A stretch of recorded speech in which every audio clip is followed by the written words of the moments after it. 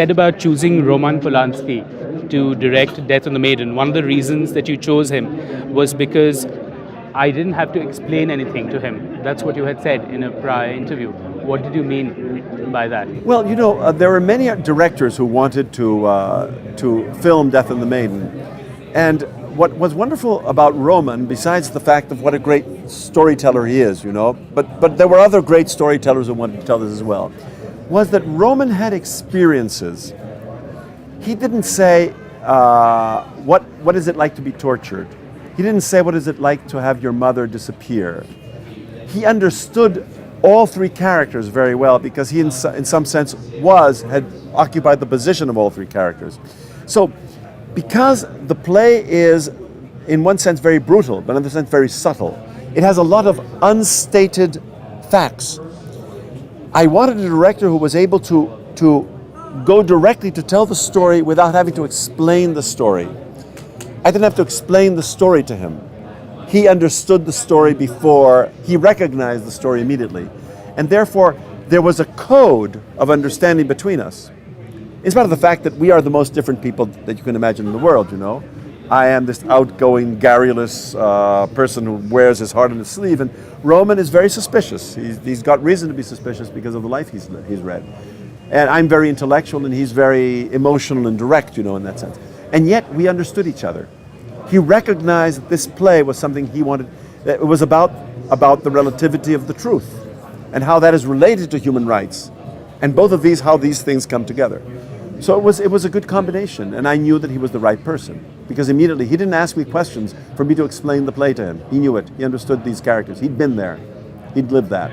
You adapted your play Death on the Maiden into a film, and another of your short stories, the titular story from the anthology My House is on Fire, has been made into a film as well. Are there any key pointers you keep in mind when you adapt a script from written work? Is there something that you're mindful of, and what's your process like? There are two things that you need to take into account. The first is you must be true to the story being told, even if it's your own or somebody else's. But the second is you must be free to destroy the story in many different ways. Because unless you combine well the loyalty to the original text and the need to break out of that text for the different medium, you won't be able to do a very good story, right? So I originally wrote a script for Roman which totally broke from it. He said, no, go back and let's go back to the play because you're deviating too much from the play. And in the case of My House is on Fire, what we did is we took a story which is about two children who are playing under a sort of they're playing mother and father, right? And they're going to be taken away somehow. And this will happen in Chile. And instead of that, we put them with two little Latino kids in the United States who the migration is going to come and deport their parents and deport them as well. So we changed the story, and we changed it because the circumstances of filming it demanded that we write this as a story about children everywhere, not just children in my own country, Chile. While speaking of the mediums of literature, theatre and cinema, what are some key things, according to you, which can be accomplished by one of these mediums and not the other? So, for instance, when it comes to theatre, cinema or writing, each of these are very different mediums. What is something that cinema can do that theatre and writing can't? And right, I mean, but each of these, there's a reason why each of these exists apart from each other, right? I mean, there's a reason why each genre, each approach exists in a different way. I once came up with a poem, which was written in the voice of an old woman who had found bodies that a river had coughed up, had thrown up. And she's speaking to a captain and saying, I will bury these bodies even if I don't recognize them because I can bury my own dead. I then turned that into a novel, Widows, where I expanded this world enormously. And I was able to go into the thoughts of each character and tell the story lyrically. It was sort of like a floating point of view. And therefore, what I could do in 10 lines in a poem, I was now doing in this whole universe and playing with time and playing with perspective and going into the captain and going to the lieutenant and going into the twins and going back and forth. So all of a sudden there was this world that was peopled and that you could imagine in many different ways.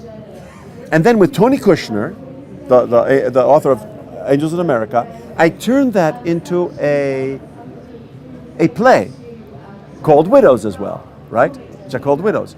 And where then the problem became, how do you turn something which is so enormous as a novel into a play where you can't know what people are thinking, but you have to guess what they're thinking, and the drama has to come first, right? And we've thought about doing this as a film, and originally it was bought as a screenplay, and we finally, with my son, who I work with, we didn't complete that. We're still waiting to see if we can ever do that. But there's something that you can do in the film in that sense. You can then film the rushing river. You don't have a river on stage in Los Angeles when we did it first. We had a real river coming in, but the river was just it wasn't a river there. There weren't the rocks there, you know. There's a realism in the film, no matter how fantastic it is, that these are real people there. You're seeing them, right? There's not a third wall or fourth wall. You're in there that way.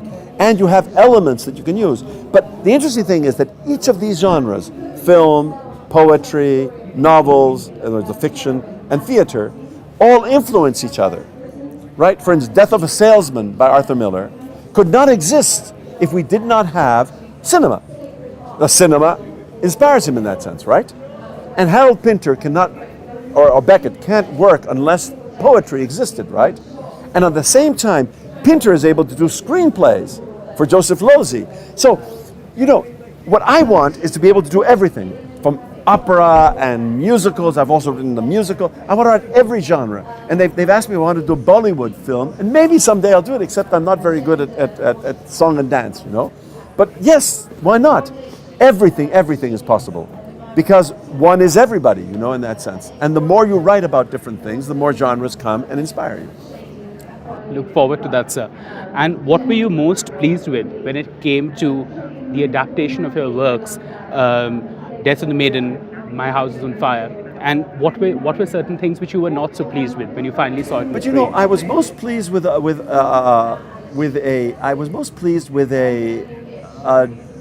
dramatic film that BBC did, in which I adapted from a book by Eric Lomax, who had been prisoner of war of the Japanese in Thailand at the bridge of the River Kwai. This is a different story of the river. And the reason why I'm so pleased with what we did, John Hurt did this on the BBC, and it won the Best Screenplay of the Year award in Britain. It's strange. I did it with my son, and two Chileans were winning the first time anybody who was not British had won this award. I'm not American, not native English speaking.